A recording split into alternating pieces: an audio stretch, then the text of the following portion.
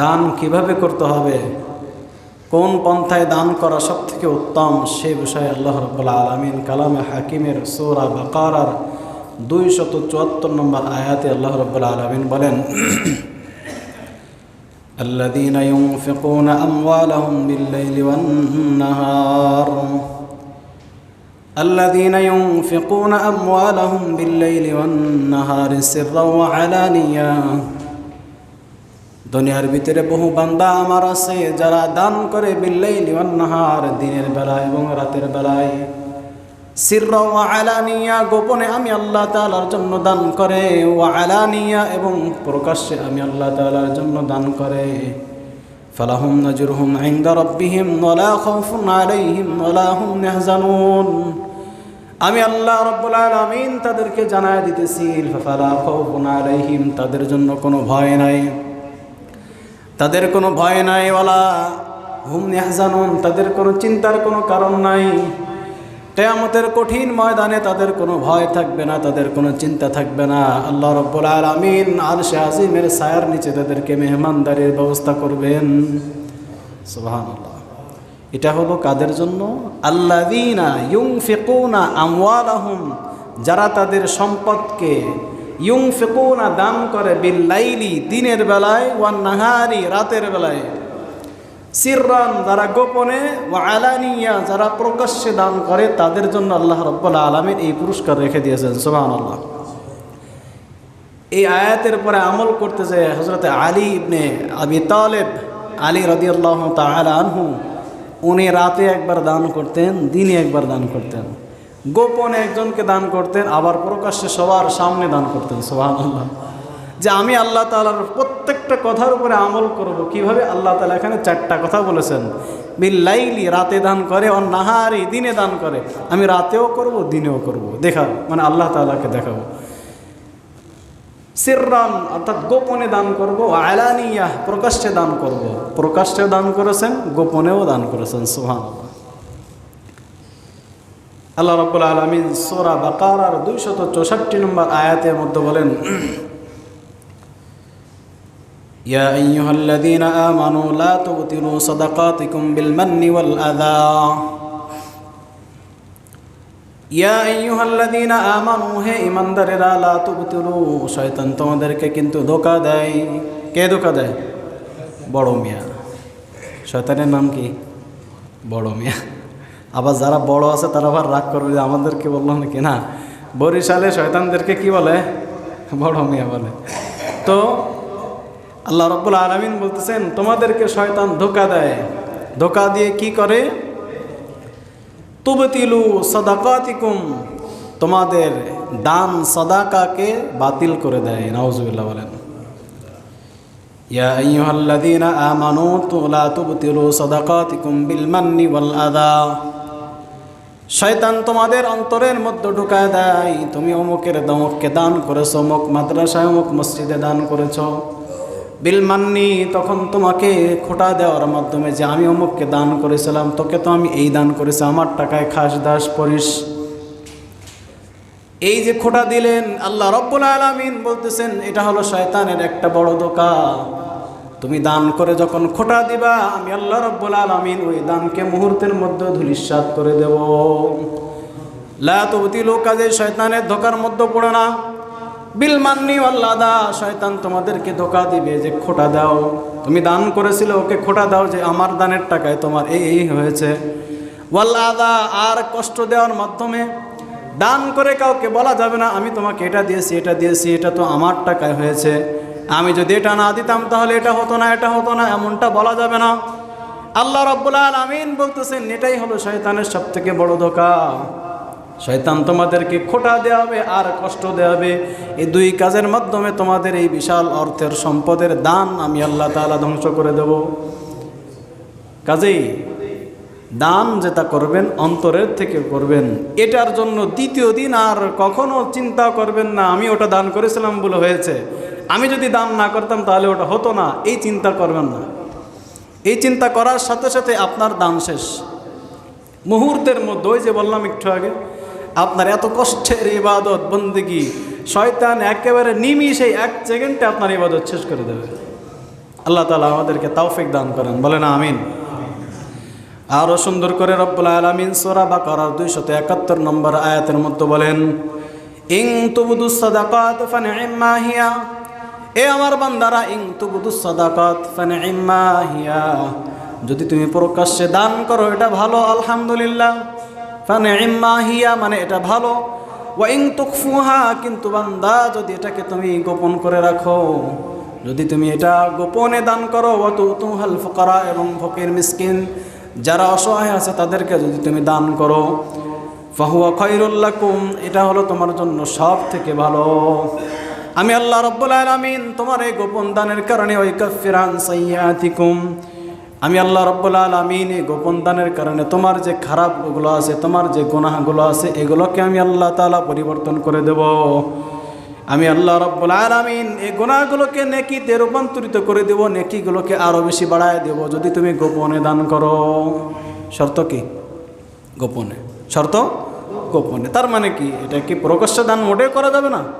না, আল্লাহ তাআলা তো সেটা আগেই বলে দিলেন, ইন তুবদুস সাদাকাত, যদি তুমি প্রকাশ্যে দান করো, ফানি'ম্মা হিয়া, এটা ভালো।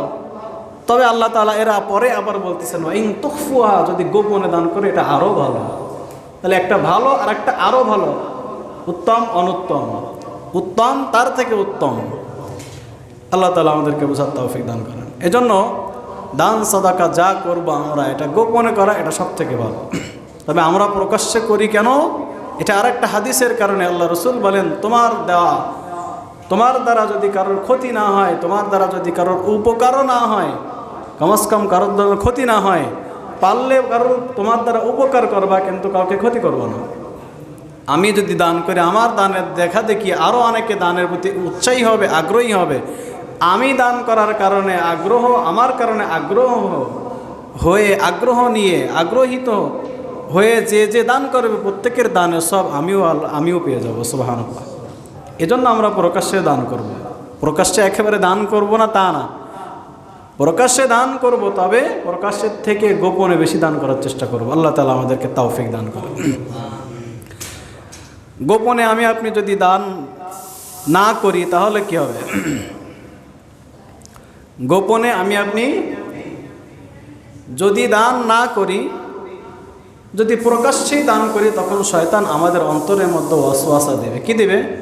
ওয়াসওয়াসা দিবে, ধোঁকা দিবে, বলবে তোর দানে এই হয়েছে, তোর দানে অমুকের কাছে বলে বেড়াতে হবে।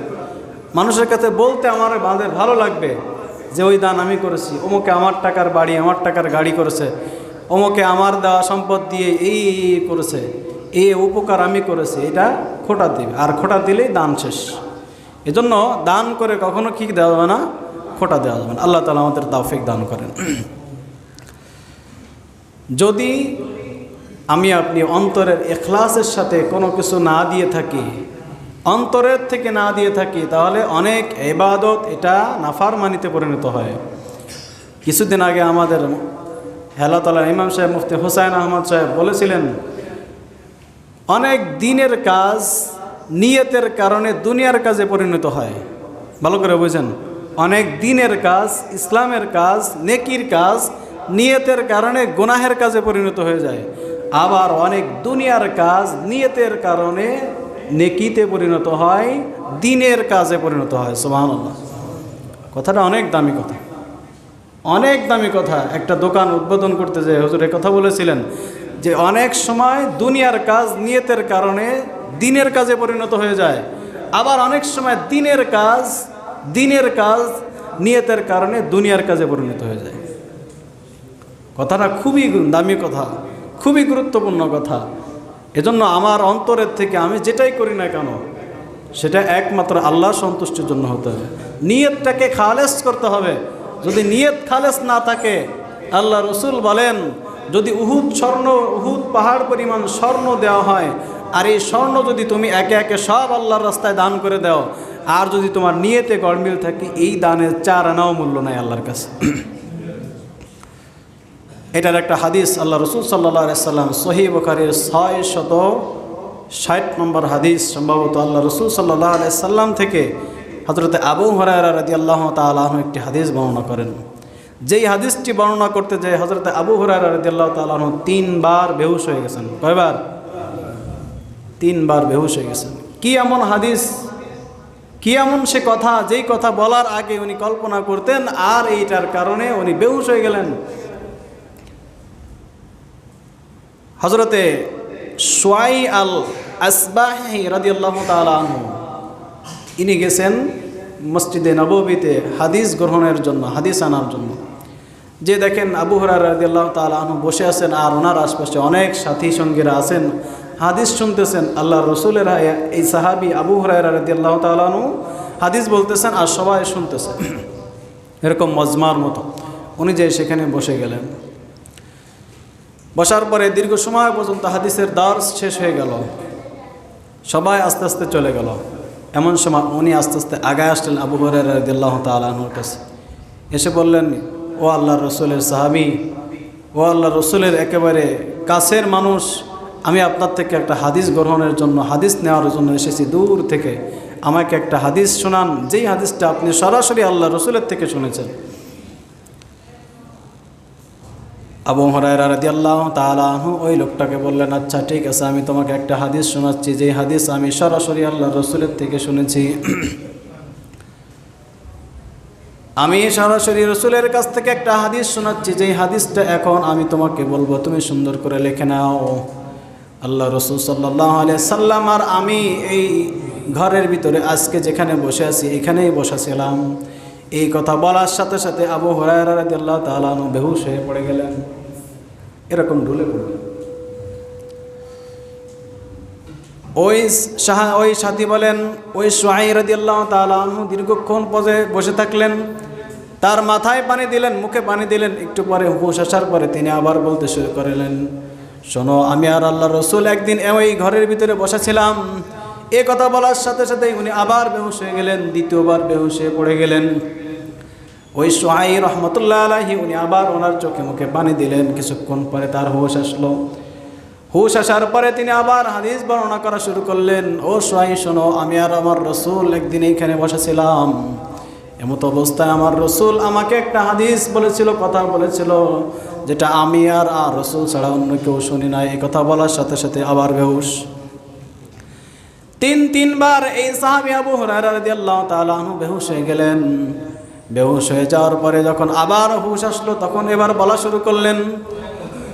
রাসূলের সাহাবী হযরত আবু হুরায়রা রাদিয়াল্লাহু তাআলা আনহু তখন বলতে শুরু করলেন, শোনো, আমি আর রাসূল একদিন এভাবে বসেছিলাম। রাসূল সাল্লাল্লাহু আলাইহি সাল্লাম বলেন, কিয়ামতের কঠিন ময়দানের দিন যখন আল্লাহ তাআলা বিচার কার্য শুরু করবেন, বিচার কার্য শুরু করার জন্য যখন বসবেন, এমত অবস্থায় আল্লাহ রাব্বুল আলামিন যখন তার আরশে আজিমের কুরসির মধ্যে বসবেন, আল্লাহ রাব্বুল আলামিন সকলের বিচার কার্য শুরু করার আগে 3 জন ব্যক্তিকে ডাকবেন। কয়জন ব্যক্তিকে? আচ্ছা, এখানে কিছু কথা আমি বলে নিই। বিচার কার্য শুরু করার আগে কিছু কাজ হবে। সেই কাজগুলো কি? হাসরের কঠিন ময়দান, যেখানে কাফের, মুমিন, মুশরিক সব রয়েছে, এখানে আল্লাহ রাব্বুল আলামিন আগে 2টা ছাঁটাই করবেন। কয়টা ছাঁটাই? 2টা। একটা হলো যারা কাফের, মুশরিক, বেদিন, যাদের কোনো ধর্ম নাই, এদেরকে বিনা হিসেবে জাহান্নামে ঢোকায় দেবেন। বিনা হিসেবে কি করবেন? জাহান্নামে ঢোকায় দেবেন। বাকি থাকবে কারা? যারা মুসলমান, যারা দিন মেনেছে, তবে পাশাপাশি গুনাহও করেছে। পাশাপাশি কিও করেছে? গুনাহও করেছে। এদের হিসাব শুরু হবে। এদের কি হবে? এদের হিসাবের জন্য যখন আল্লাহ তাআলা বসবেন, এদের হিসাব করার আগে আল্লাহ তাআলা 3 শ্রেণীকে ডাকবেন। 3 শ্রেণীর লোকদেরকে ডাকবেন, যার ভিতরে একজন হলো আলেম, হাফেজ, কারি। দ্বিতীয় জনকে ডাকবেন, তিনি হলেন যিনি দানশীল, দাতা। তৃতীয় নম্বরে যাকে ডাকবেন, তিনি হলেন শহীদ। এই 3 শ্রেণীকে আবু হুরায়রা রাদিয়াল্লাহু তাআলা আনহু বলেন, রাসূল সাল্লাল্লাহু আলাইহি সাল্লাম বলেন, এই 3 শ্রেণীকে আল্লাহ রাব্বুল আলামিন ডাকবেন। এদের বিচার কার্য শুরু করার পরে অন্যদেরকে বিচার কার্য শুরু করবেন। প্রথমে যাকে ডাকা হবে তিনি হবে একজন হাফেজ অথবা কারি অথবা আলেম। এরাকে বলা হবে, আল্লাহ রাসূল সাল্লাল্লাহু আলাইহি সাল্লাম বলেন, আল্লাহ তাআলা তাকে বলবেন, আলাম নুআল্লিমুকা মা আনজালতু আলা রাসূলি, আমি কি তোমাকে আমার রাসূলের উপরে যে কিতাব নাজিল করেছিলাম, আমার রসুলের পরে যে কিতাব নাজিল করেছিলাম, আমার রসুলের কাছে যে কিতাব পাঠাইছিলাম, কোরআনের জ্ঞান কি আমি তোমাকে দেই নাই? ওই লোকটা বলবে, ইয়া আল্লাহ, ইয়া রব্বি বালা, অবশ্যই আপনি আমাকে ওই জ্ঞান দান করেছেন। আল্লাহ রব্বুল আলামিন তখন বলবে, ফামাদা আলিমতা ফিমা আলিমতা ফামাদা আমিলতা, তুমি সেই অনুযায়ী আমি আল্লাহ তাআলা তোমাকে জ্ঞান দান করেছিলাম, ইলম দান করেছিলাম, সেই ইলম অনুযায়ী তুমি কতটুকু আমল করেছো এবং কতটুকু মানুষকে শেখায়ছো।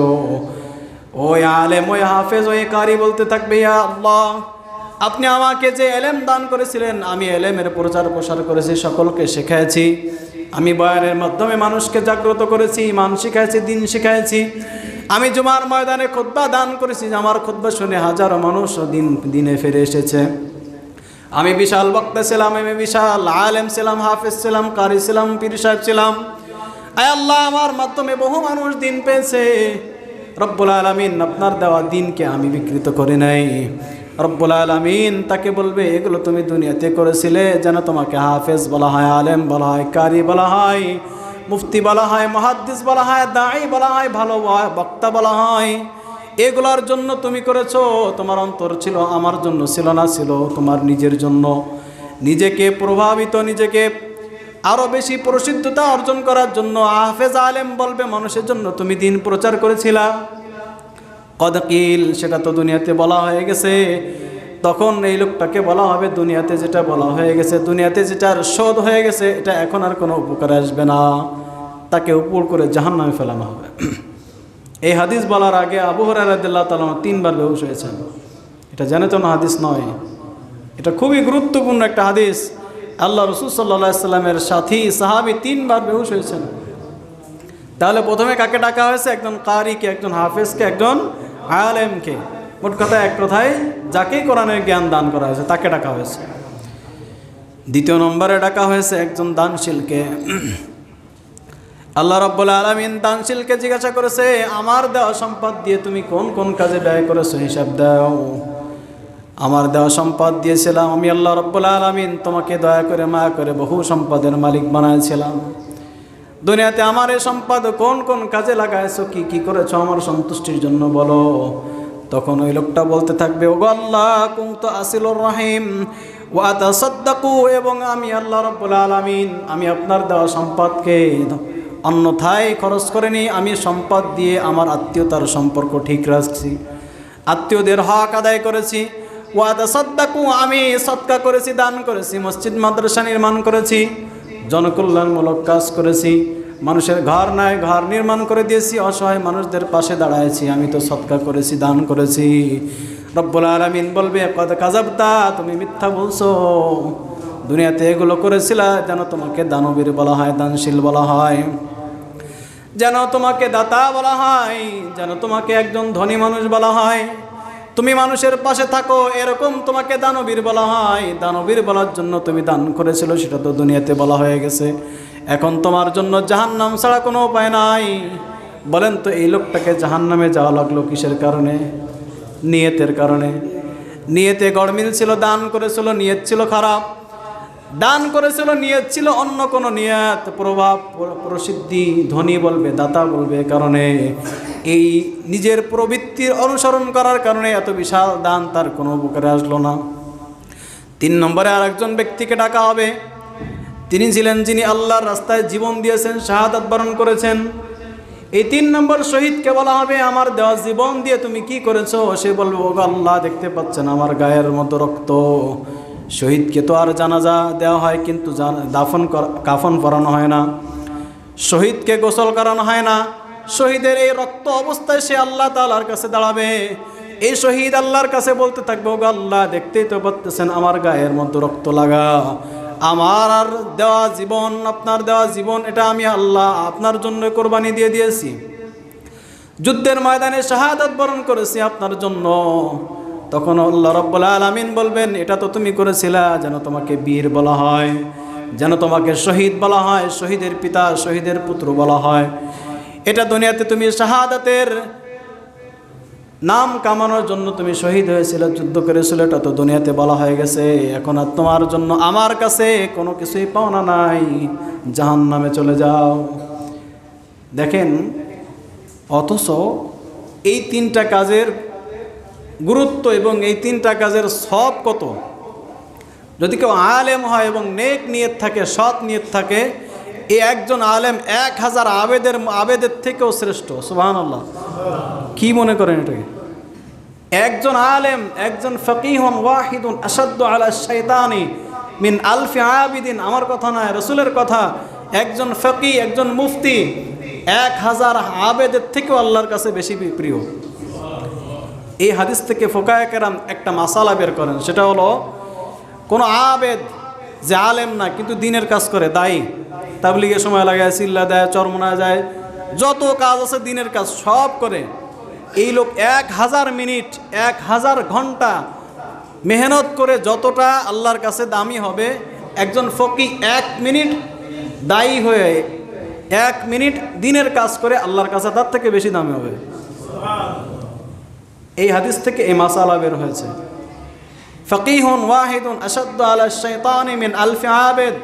একজন ফকি কাকে বলা হয়? মুফতিকে। একজন খাঁটি ফকি যে সে 1000 আবেদের থেকেও আল্লাহর কাছে বেশি প্রিয় এবং শয়তানের কাছে জম।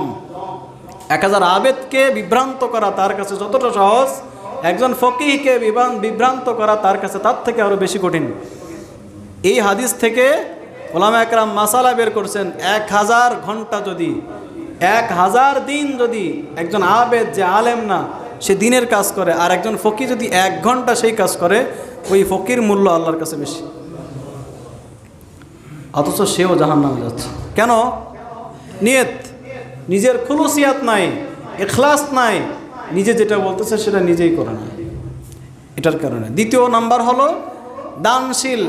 দানশীল আল্লাহর কাছে কতটা প্রিয় বহু হাদিসে আমি আপনাদেরকে বলেছি।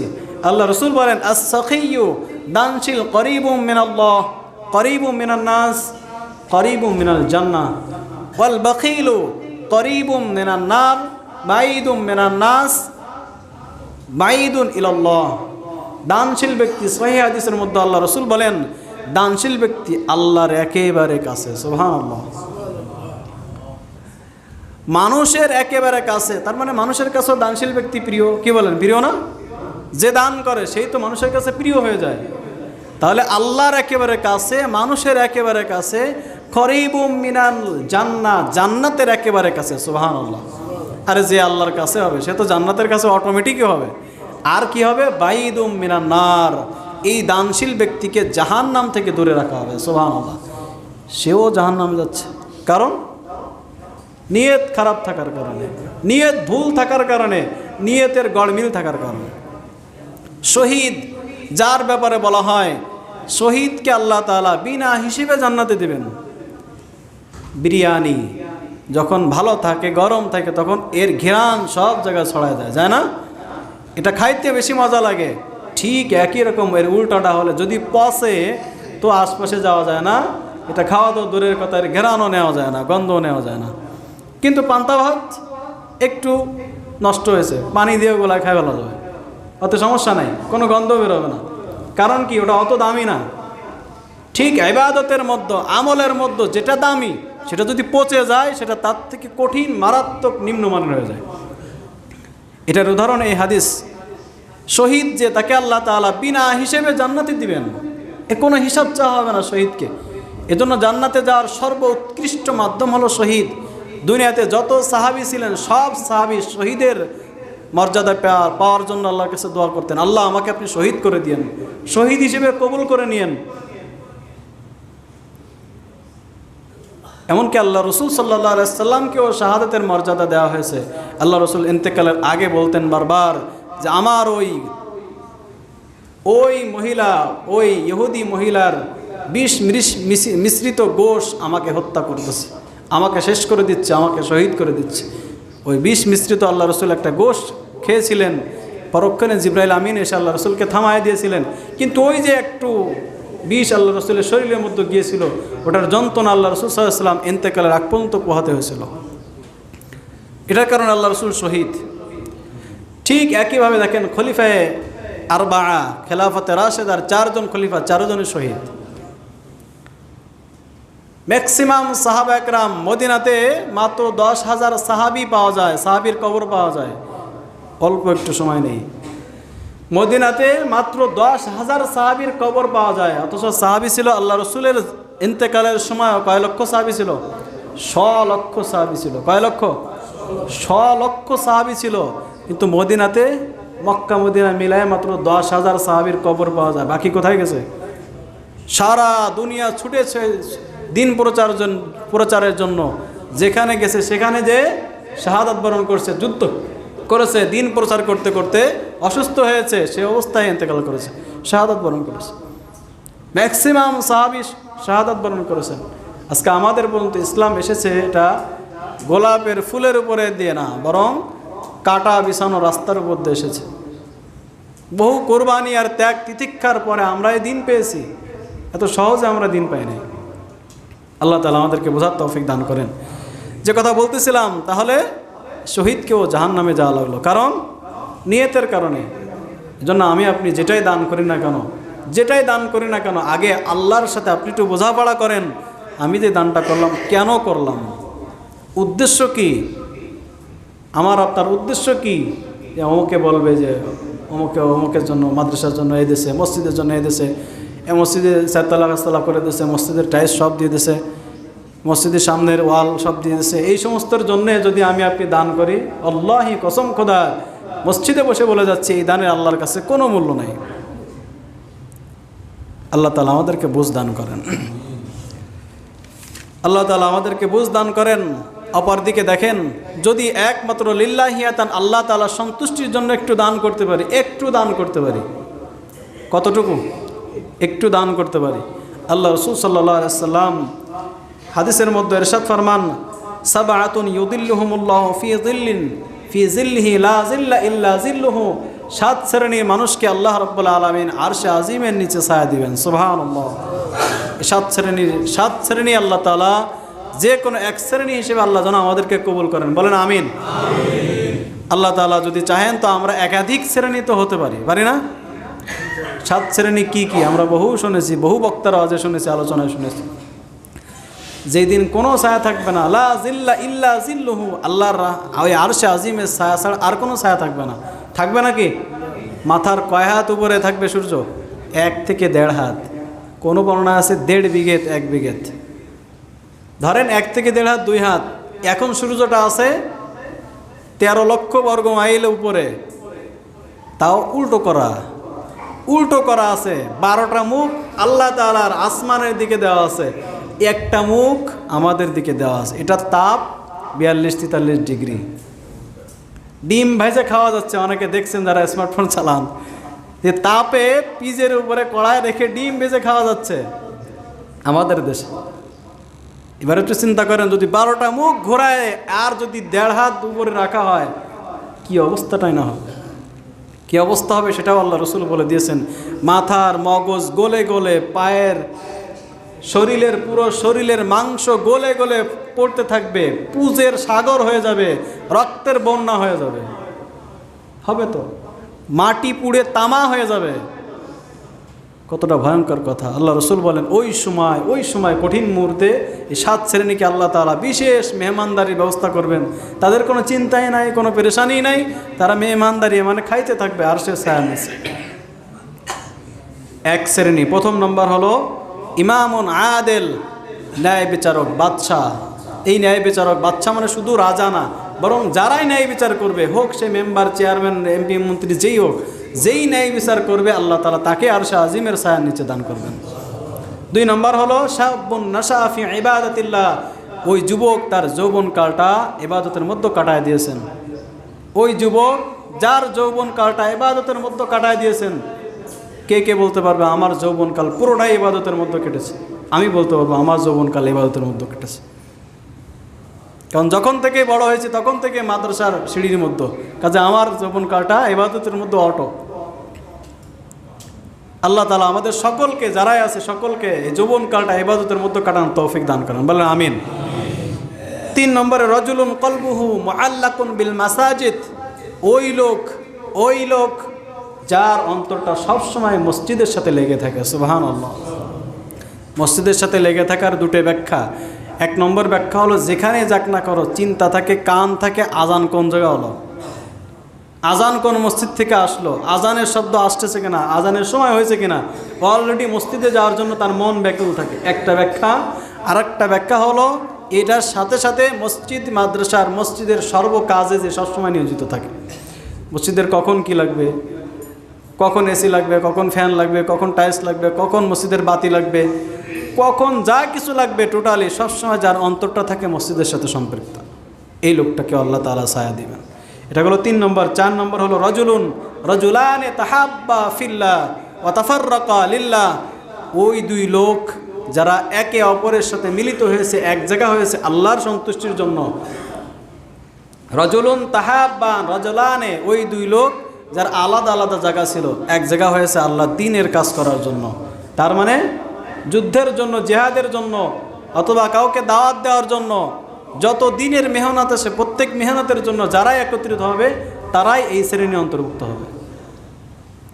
কাজেই কখনো তাবলিগওয়ালাদেরকে, চিল্লাওয়ালাদেরকে, অথবা যারাই দিনের কাজ নিয়ে মসজিদ মাদ্রাসার সাথে আসে তাদেরকে হেয় না করা, তাদেরকে অবজ্ঞা না করা, তাদেরকে শ্রদ্ধার নজরে দেখা। কারণ তারা ছিল আলাদা আলাদা জায়গায়, এক জায়গা হয়েছে শুধু আল্লাহর সন্তুষ্টির জন্য।